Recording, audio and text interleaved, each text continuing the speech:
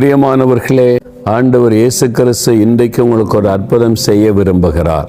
நீங்கள் பெற்றுக்கொள்ள விரும்புகிறீங்களா? ஆமாம், ஆண்டவர் எனக்கு ஒரு அற்புதம் செய்தால் நலமாக இருக்குன்னு நினைக்கிறீங்களா? கட்டாயம் ஆண்டவர் செய்வார். உங்களுக்கு என்ன அற்புதம் வேணும்? சுகம் வேணுமா? விடுதலை வேணுமா? ஒரு ஆசீர்வாதம் வேணுமா? வழி திறக்கப்படணுமா? கடன் பிரச்சனை மாறணுமா? அல்லது குழந்தை செல்வம் வேண்டுமா? என்ன வேணும்? என்ன ஆசீர்வாதம் வேணும்? அவர் எந்த காரியத்திலும் அற்புதம் செய்ய வல்லமை உள்ள ஒரு தேவன். அவர் இன்றைக்கு உங்களுக்கு அற்புதம் செய்ய ஆயத்தமாக இருக்கிறார். இன்றைக்கு ஏதோ ஒரு காரியத்தில் உங்களுக்கு ஒரு பிரச்சனை இல்லை, ஒரு வருமானத்துக்கு வழி இருந்தால் தானே குடும்பத்தில் சந்தோஷமாக வாழ முடியும். வருமானத்துக்கு வழி இல்லை, வேலைக்கு வாய்ப்பு இல்லை, எல்லாவற்றையும் இழந்து போனேன், என்ன செய்கிறது? எனக்கு ஒரு வருமானம் வந்தால் தானே குடும்பத்தில் நான் எல்லாவற்றையும் கவனிக்க முடியும், மரியாதையும் இருக்கும். அதனால் எல்லாமே பாதிப்பு. இந்த மாதிரி கஷ்டத்தில் நீங்கள் இருக்கிறீங்களா? உங்களுக்கு தான் இன்றைக்கு ஆண்டவர் அற்புதம் செய்ய போகிறார்.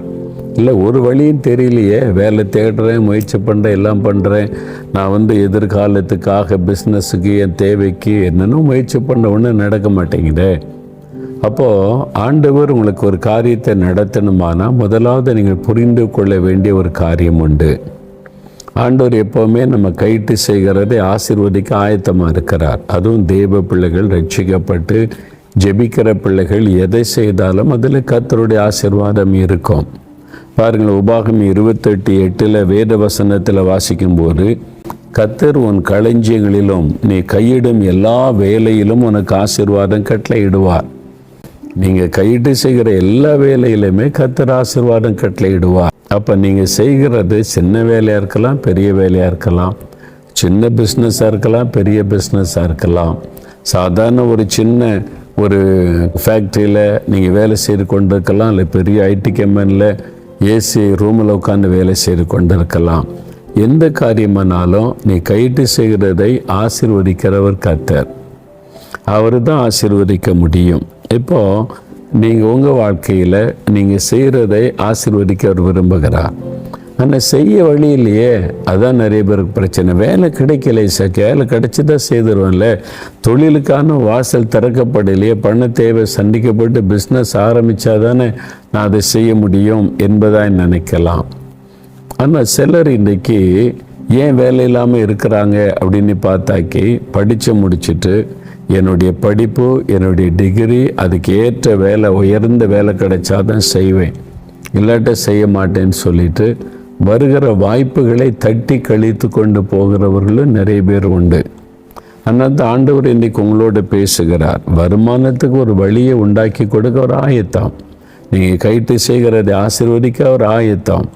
ஆனால் நீங்கள் உங்களுடைய வழிகளை ஆண்டவருக்கு ஒப்பு கொடுத்து ஆண்டவர் பிரியமானதை செய்ய அர்ப்பணித்து கொள்ளும்போது கர்த்தர் ஆசீர்வதித்து காரியத்தை வாய்க்க பண்ணுவதை நீங்கள் பார்க்க முடியும். அது மாத்திரம் இல்லை, சிலருக்கு நான் இவ்வளோ படிச்சுட்டேன், இவ்வளோ எக்ஸ்பீரியன்ஸ் இருக்குது, இந்த மாதிரி இடத்துல தான் வேலை பார்ப்பேன், இல்லைன்னா எனக்கு வேலை வேண்டாம் அப்படின்னு சொல்லி அதனால் பாதிக்கப்படுகிற குடும்பங்களே நான் பார்த்துருக்கிறேன். அந்த ஆண்டவர் என்ன சொல்கிறாரு? கொஞ்சத்தில் உண்மை உள்ளவனை நான் அநேகத்திற்கு அதிகாரி ஆக்குவேன். நீங்கள் ஒரு சின்ன வேலை கொஞ்சம் சம்பளத்தில் கிடைக்கிது, அதில் உண்மையாக இருந்து பாருங்கள், சீக்கிரத்தில் கர்த்தர் உங்களை உயர்ந்த ஸ்தானத்திற்கு கொண்டு போவார். அதனால்தான் பிரசங்கி புஸ்தகத்தில் ஒரு அற்புதமான வார்த்தை சொல்லப்பட்டு இருக்கிறது, கவனிங்க. பிரசங்கி 9:10 வேத வசனம் சொல்லுகிறது, செய்யும்படி உன் கைக்கு நேரிடுகிறது எதுவோ அதை பலத்தோடு செய். செய்யும்படி உனக்கு நேரிடுகிறது எதுவோ அதை உன் பலத்தோடு செய் என்று ஆண்டவர் சொல்கிறார். என்ன உனக்கு செய்யும்படியான ஒரு காரியம் வாய்க்கிறது? உன் கைக்கு நேரிடுகிறதை செய். பெரிய அவசிய வேலை இல்லைங்க, ஒரு சின்ன கடையில் தான் இப்போ தான் ஒரு வேலை கிடச்சிருக்கு, செய்யுங்க, பரவாயில்ல, அது ஒரு வேலை தானே. எந்த வேலையும் இழிவானது அல்ல. உண்மை உத்தமாக அந்த வேலை செய்தால் தேவன் அதை கனப்படுத்தி உங்களை ஆசீர்வதித்து மேன்மையான இடத்திற்கு உயர்த்த முடியும். எனக்கு அங்கே வேலை கிடைச்சா தான் செய்வேன், அது வரைக்கும் என்ன சும்மா தான் இருப்பேன், ஜெபம் பண்ணிக்கிட்டே இருப்பேன்னு சொன்னால் சிலர் வாழ்நாள் முழுவதும் ஜெபிச்சுக்கிட்டே இருக்க வேண்டியதான். நீங்கள் அற்புதத்தை பார்க்க முடியாது. நீ ஆண்டவருடைய வசனத்தை கவனிக்க. உனக்கு என்ன செய்ய நேரிடுகிறதோ முழு பலத்தோடு செய். உனக்கு ஒரு வாய்ப்பு கிடைக்கிறா, ஒரு வழி திறக்கப்படுதா, முழு பலத்தோடு போய் செய் அப்படின்னு ஆண்டவர் சொல்லுகிறார். அதே மாதிரி உங்களுக்கு என்ன வாய்ப்பு கிடைக்கிறதோ அதை நீங்கள் பயன்படுத்தி கொள்ளுங்க. பயன்படுத்தி கொண்டு செய்ய ஆரம்பிக்கும் போது, அதில் உண்மையாக இருக்கும்போது தேவன் அதை பார்த்து உங்களை உயர்ந்த ஸ்தானத்திலே கனப்படுத்துவதை பார்க்க முடியும். யோசேப்பு வீட்டில் செல்லப்பிள்ளையாக இருந்தவர். அப்பாவுக்கு செல்லப்பிள்ளை, பல வர்ணங்கள்லாம் கொடுத்து மகனை உற்சாகப்படுத்தினவர். இப்போ அடிமையாக கொண்டு வரப்பட்டு ஒரு வீட்டில் அடிமையாக வேலைக்காரனாக இருக்கிறார். எஜமானனாக இருக்க வேண்டிய யோசேப்பா அடிமையாக இருக்கிறார். ஆனால் அவர் நான் பெரிய பணக்காரர் விட்டு பையன், இப்படிலாம் இருந்தேன், இதெல்லாம் என்னால் செய்ய முடியாத, நான் இப்படி தான் இருப்பேன், அப்படி தான் இருப்பேன்னு எதுவும் பேசலை. எல்லா வேலையும் செய்தார், கடினமாக செய்தார், உண்மை உத்தமமாய் செய்தார். தேவன் அதை பார்த்து கொண்டே இருந்தார். அவரை தேவன் மேலும் மேலும் உயர்த்தினார். அபாண்டமான பழி சுமத்தப்பட்டு சிறைச்சாலைக்கு அனுப்பப்பட்டார். அதில் அவர் உண்மையாக இருந்தார். எந்த விதத்திலும் அவர் கலங்கி போகலை. உண்மையாக அவர் இந்த சின்ன காரியத்தில் கூட உண்மையாக இருக்கணும்னு செய்ததுனால தேவன் அவரை தேசத்தில் அதிகாரியாக உயர்த்தி விட்டதை நம்ம வேதத்தில் பார்க்கிறோம். உங்களுக்கு என்ன நேரிடுகிறதோ அதை செய்யுங்க. சிலரை கேட்டால் என்ன செய்கிறீங்க? இல்லை ஒன்றும் செய்யலை, சும்மா இருக்கிறேன் அப்படிம்பாங்க. 4 வருஷமா 5 வருஷமா படித்து முடிச்சுட்டு வேலை தேடிக்கிட்டே இருக்கேன்பாங்க. அந்த நிலைமைக்கு போகிறதற்கு முதல்ல ஒரு படி இருக்குல்ல, ஒவ்வொரு படியாக தானே மேலே போகணும். அதில் ஒரு படியில் இப்போ கால் வச்சுருக்கீங்கன்னு நினைத்து கொள்ளுங்க. ஒரு சின்ன காரியத்தில் ஆண்டவர் என்னை வச்சிருக்கிறாரு, இங்கிருந்து படிப்படியாக உயர்த்துவார்னு விசுவாசிங்க. நான் ஒரு சமயம் ஏர்போர்ட்டில் ஒரு தம்பியை பார்த்தேன். அவங்க வேலை செய்து கொண்டிருக்கிற தம்பி. அப்போ நான் பார்த்த உடனே அவன் எனக்கு ஸ்தோத்திரம் போட்டு பேசினான். அப்போ என்ன தம்பின்னு விசாரித்தேன். உங்களால் தான் நான் அங்கே வேலை செய்கிறேன்னா. என்னாலையா? எனக்கு உனக்கு என்ன சம்பந்தம் தம்பின்னு. அவன் சொன்னால், நான் நிறைய படித்த டிகிரிலாம் வச்சு ஒரு உயர்ந்த இடத்துல பெரிய வேலை கிடைக்கணும், அப்போ தான் அந்த வேலைக்கு நான் போவேன்னு சொல்லி ஆண்டவர் என்னை வாளாக்காமல் தலையாக்குவேன் இருக்கிறாரு. அதனால் அந்த வாக்குத்தத்தத்தை சொல்லி மேன்மையான ஒரு வேலை தான் எனக்கு வேணும்னு சொல்லி ஜெபம் பண்ணி கொண்டே இருந்தேன். சில வருஷம் கடந்து விட்டது, பல மாதங்கள் ஆகிவிட்டது, வேலை கிடைக்கல. அப்போ தான் உங்களை சந்தித்து ஜெபிக்கும் போது சொன்னீங்க, தம்பி நீங்கள் படித்து முடிச்சுட்டு சும்மா நீ இருக்கக்கூடாது, நீ என்ன வேலை கிடைச்சாலும் அதை செய்யுங்க ஜெபத்தோட, தேவன் அங்கிருந்து உயர்த்துவார்னு சொன்னீங்க. நீங்கள் சொன்ன வார்த்தைக்காக நான் இந்த இடத்துல ஒரு வேலை வாய்ப்பு இருக்குன்னு தெரிஞ்சு இங்கே வேலை செய்கிறேன் என்பதாய் சொன்னார். அப்போது பாருங்கள், அந்த தம்பிக்குள்ளே நான் வேலை செஞ்சால் இது தான் செய்வேன் அப்படின்னு எண்ணம் இருந்தது. அதனால் பாதிப்பு யாருக்கு? அந்த தம்பிக்கு, அவருடைய குடும்பத்துக்கு. வர வேண்டிய வருமானம் தடைப்பட்டு போச்சு. இப்போ என்ன செய்கிறேன்னு கேட்டால் சும்மா இருக்கிறேன்னு சொல்லணும்.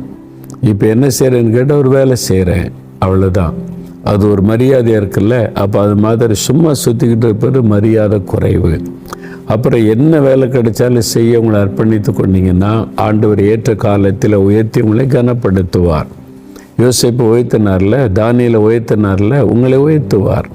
அதனால் இப்போ உங்களுக்கு என்ன சமயம் கிடைக்கிறதோ அதான் வசனம் சொல்லுது பாருங்கள், செய்யும்படி உன் கைக்கு நேரிடுகிறது எதுவோ அதை உன் பலத்தோடு செய். முழு இருதயத்தோடு செய்யுங்க, சந்தோஷமாக செய்யுங்க. முழு பலத்தோடு நீங்கள் சந்தோஷமாக செய்யும்போது தேவன் அதை பார்த்து உங்களை ஆசீர்வதித்து உங்களை உயர்த்தி உங்களை மேன்மைப்படுத்தி கனப்படுத்துவதை நீங்கள் பார்க்க முடியும். அப்போ ஆண்டவர் கொடுத்த வாக்குத்தத்தம் பொய்யாய் போகவில்லை, பொய்யாய் போகாது. உங்கள் வாழ்க்கையிலும் அது கட்டாயம் நிறைவேறும். அப்படியே இப்போ நம்ம ஜெபிக்க போகிறோம். ஆண்டவரே, எனக்கு நீங்கள் ஒரு வேலை நிரந்தரமாக தரணும். அது தருவரைக்கும் நீங்கள் எந்த வேலை கொடுத்தாலும் அதை உண்மை உத்தமமாக நான் செய்வேன். சின்ன வேலையாக இருந்தாலும் சரி, எந்த வேலையாக இருந்தாலும் சரி, உண்மை உத்தமமாக அதை செய்ய நான் ஒப்பு கொடுத்துருக்கிறேன். என்னை ஆசீர்வதித்து பயன்படுத்துங்கன்னு சொல்லுங்கள். கட்டாயம் உங்கள் வாழ்க்கையில் அற்புதம் நடக்கும். நம்ம ஜெபிக்கலாமா? இப்போ ஆண்டவர்கிட்ட ஒப்பு கொடுக்குறீங்களா? எனக்கு வேலை இல்லைன்னு சொல்லாதபடி கிடைச்ச வேலையை நான் செய்கிறேன் ஆண்டவரே. நீங்கள் ஒரு வழி திறந்தால் அது நன்மைக்காகத்தான், நான் அதை மனப்பூர்வமாக ஏற்றுக்கொள்கிறேன்னு சொல்லி ஜெபம் பண்ணுங்க. உனக்கு மேன்மையான உயர்வை தேவன் வைத்து ஆசீர்வதித்து கனப்படுத்துவதை காண்பீங்க. இப்போ நம்ம ஜெபிக்கலாம். தகப்பனே, என்னோடு இணைந்து யார் யார் ஜெபிக்கிறாங்களோ அந்த பிள்ளைகளுக்காக ஜெபிக்கிறேன் அப்பா. என் படிப்புக்கு ஏற்ற வேலை இல்லையே, என்னுடைய அனுபவத்துக்கு ஏற்ற வேலை இல்லையே என்பதாக நான் எண்ணிக்கொண்டிருந்தேன். இன்றைக்கு என்னோடு நீர் பேசினீர். செய்ய நேரிடுகிறதை முழு பலத்தோடு செய் என்று எங்களோடு பேசி இருக்கிறீர். என்னை நான் ஒப்பு கொடுக்கிறேன். எனக்கு ஒரு வழியை திறந்து தாரும். நான் எந்த இடத்தில் நான் வேலை செய்யணும், எந்த இடத்தில் பணி செய்யணும், என்ன காரியத்தை செய்யணும், தெளிவான வழி நடத்துதலை தாரும். அது சின்ன இடமாக இருந்தாலும் சரி, நான் விரும்புகிற இதை விட தாழ்வான ஒரு வேலையாக இருந்தாலும் சரி, நான் அதை செய்ய ஒப்பு கொடுக்கிறேன். எந்த காரியமானாலும் உம்முடைய நாம மகிமைக்காக செய்வேன். அது நிமித்தம் நீர் கர்த்தர் என்னை ஆசீர்வதியும் வாக்கு கொடுத்தபடி என்னை ஆசீர்வதித்து என்னுடைய குடும்பத்திற்கு ஆசீர்வாதமாய் மாற்றி அருளும். கர்த்தர் உன்னை வாலாக்காமல் தலையாக்குவார், கீழாகாமல் மேலாவாய். இந்த வாக்கு தத்தத்தின் ஆசீர்வாதம் என்னுடைய தொழிலில் வியாபாரத்தில் உண்டாயிருக்கட்டும். கர்த்தர் அப்படி ஆசீர்வதித்து விட்டதற்காக ஸ்தோத்திரம், ஸ்தோத்திரம், ஸ்தோத்திரம். இயேசு கிறிஸ்துவின் நாமத்தில் ஜெபிக்கிறோம் பிதாவே. ஆமேன், ஆமேன். பிரியமானவர்களே, ஆண்டவர் ஜெபத்தை கேட்டிருக்கிறார், உங்களை ஆசீர்வதித்து விட்டார். அதனால் எந்த வேலைக்கு வழி திறக்கப்படுதோ அந்த வேலை செய்யுங்க. எதுவுமே இழிவான வேலை அல்ல, உண்மை உத்தமமாக செய்யுங்க. கர்த்தர் உங்களை ஏற்ற காலத்தில் உயர்ந்த ஸ்தானத்தில் வைத்து கனப்படுத்துவதை நீங்கள் காண்பீங்க. கர்த்தருடைய